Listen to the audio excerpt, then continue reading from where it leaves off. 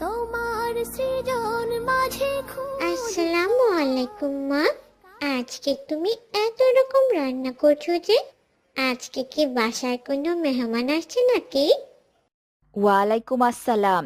হ্যাঁ রাদিয়া জান্নাত, আজকে আমাদের বাসায় তোর ফুপু আর রাজি আসছে। তোর বাবা ফোন করে বলেছে অতিথি আপ্যায়নের যেন কোনো ত্রুটি না থাকে, তাই তো এত সব রান্নার আয়োজন। কি মজা! কতদিন রাজিয়াকে দেখি না।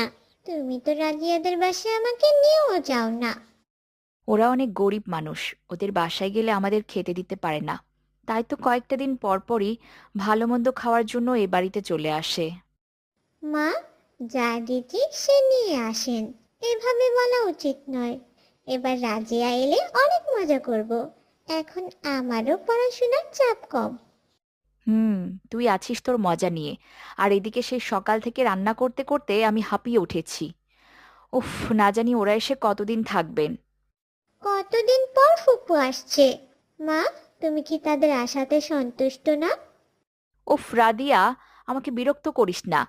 রান্না শেষ করে আবার গেস্ট রুম সাজিয়ে রাখতে হবে। তোর বাবা বলেছে ওদের যেন গেস্ট রুমে থাকতে দেই। ওরা তো আমাদের গেস্ট, ওরাই তো গেস্ট রুমে থাকবে। এতে বারবার বলার কি আছে? গেস্ট না ছাই, যত সব। তোর কাজ তুই কর, এসব নিয়ে তোর মাথা ঘামাতে হবে না। কিন্তু মা। আর কোনো কিন্তু নয়। আমার এখন কোনো কথা শুনতে ভালো লাগছে না। তোর বাবার বাড়িতে নেই, বাইরের বাজার আর ঘরের কাজ সব আমাকে একা হাতেই সামলাতে হয়, এর মধ্যে আবার মেহমান।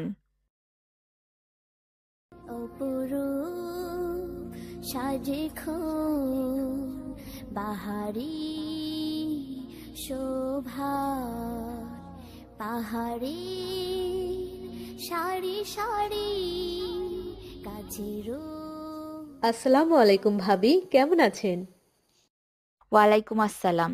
হ্যাঁ, ভালো আছি। তোমরা কেমন আছো? এত তাড়াতাড়ি চলে এলে যে? আলহামদুলিল্লাহ ভাবি, আল্লাহর রহমতে অনেক ভালো আছি।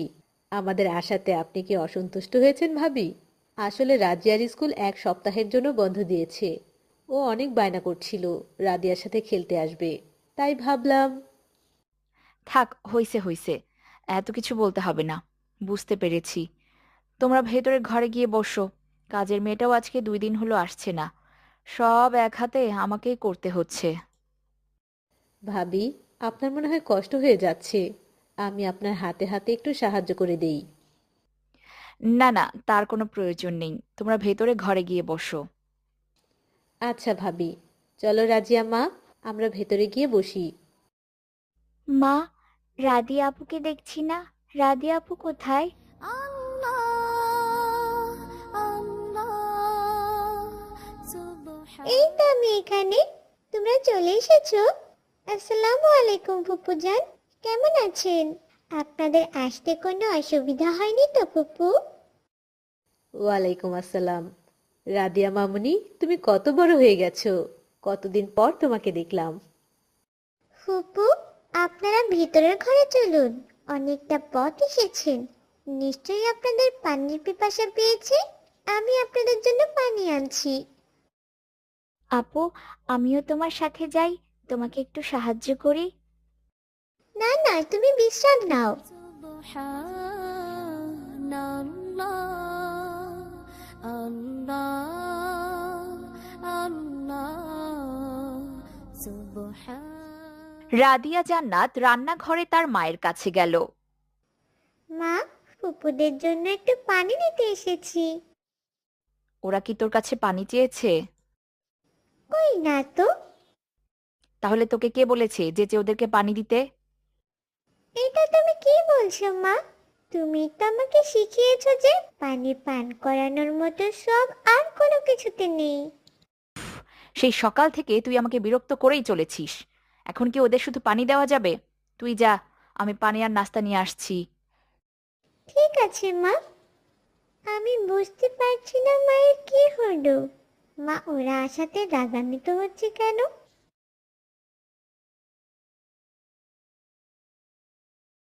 চলো আপু, আমরা দুজনে এবার খেলা করি, অনেক মজা হবে।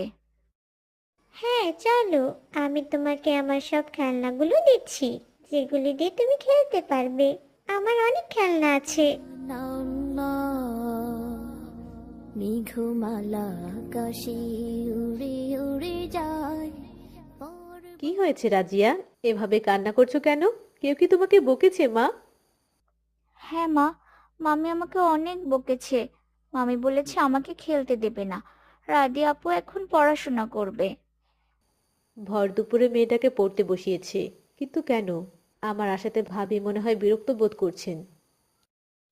লতারা হেলে দলে বাতাসের বান বিহনের নদী ঢল সুর তুলে যায় লতারা হেলে দলে বাতাসের আজকে 2 দিন হয়ে গেল, কিন্তু দেখো এদের বাড়ি যাওয়ার কোনো নামগন্ধই নেই।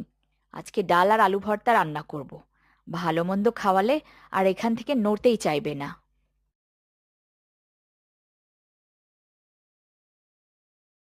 আসসালামু আলাইকুম মা, আজকে কি রান্না করেছো? খুব খিদে পেয়েছে আমার।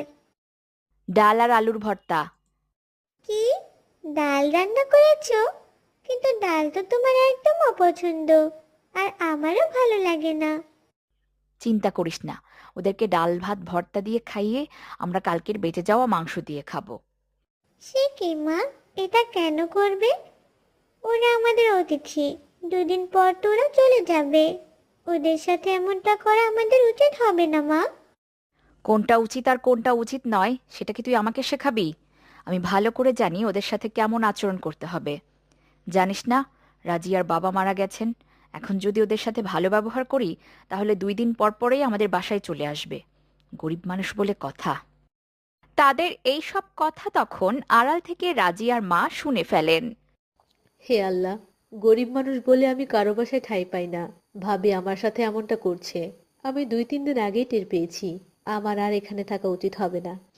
আজকে আমার ভাইজান যদি অফিসের কাজে বাইরে না যেতেন তাহলে অবশ্যই আমার সাথে এমন কিছুই ঘটতো না। ভাইজান অবশ্যই আমাদের যত্ন করতেন।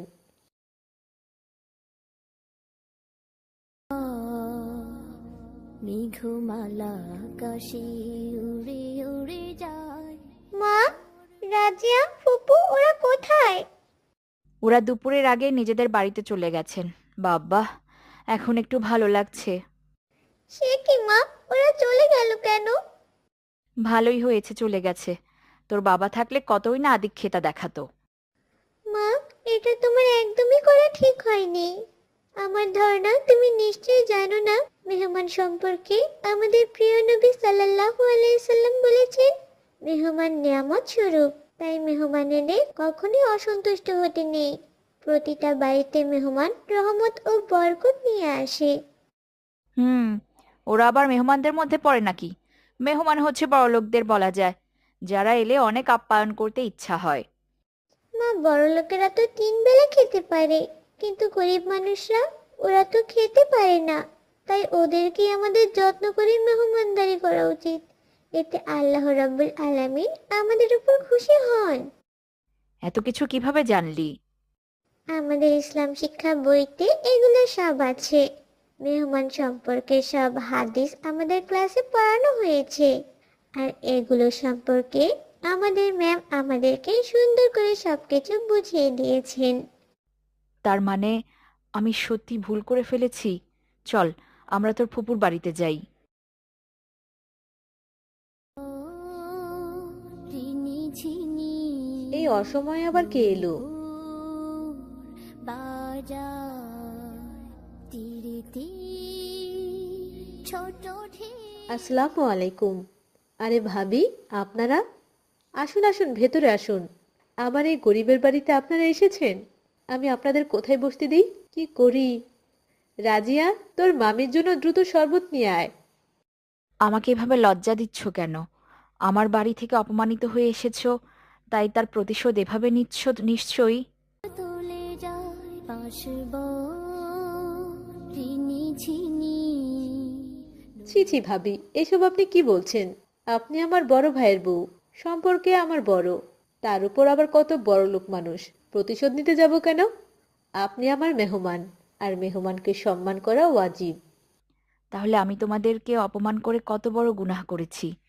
তোমরা গরিব বলে আমি কখনোই তোমাদের বাসায় আসিনি। এই প্রথম এসে বুঝতে পারছি কোটিপতিদের ঘর